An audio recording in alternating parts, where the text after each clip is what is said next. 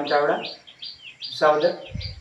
આપણે દર સોમવારે વિસાવદર વિસ્તારના નજીકમાં આવેલા શિવાલયો, ઐતિહાસિક જે શિવ મંદિરો છે તેના આપણા પ્રેક્ષક મિત્રોને દર્શન કરાવીએ છીએ। આજે અહીંયા વિસાવદરથી થોડેક જ નજીક રામેશ્વર આપાગીગા આશ્રમ છે, ત્યાં રામેશ્વર સેતુબંધુ શિવલિંગ આવેલું છે। મિત્રો, આ શિવલિંગની એક ખાસિયત છે કે 163 સેન્ટીમીટરનું રુદ્રાક્ષનું બનાવેલું આ શિવલિંગ છે। અહીંયા હજારો ભાવિકો ભક્તો ભગવાન ભોળાનાથના દર્શન કરે છે। તો ચાલો આજે આપણે આ શિવલિંગના પણ દર્શન કરીએ।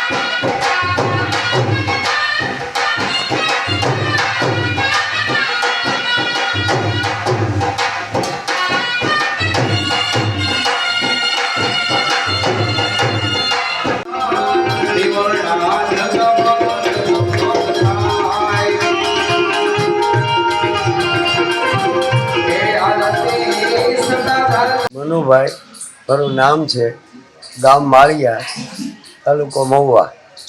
અહીંયા રામેશ્વર ધામમાં શિવ મંદિર, રુદ્રાક્ષ પારાના શિવ બનાવેલા છે। રામેશ્વર આપાગીગા ધામમાં ગોવિંદ બાબુના આશ્રમમાં, ને અહીંયા શ્રદ્ધાળુ દર્શને આવે છે। ને અહીંયા મહા શિવ પુરાણનો વરસાય છે।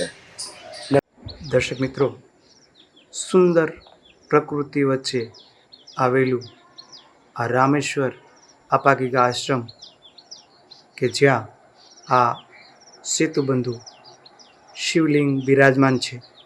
અહીંયા પૂજ્ય ગોવિંદ બાપુના સાનિધ્યમાં અત્યારે હાલ પવિત્ર શ્રાવણ માસની અંદર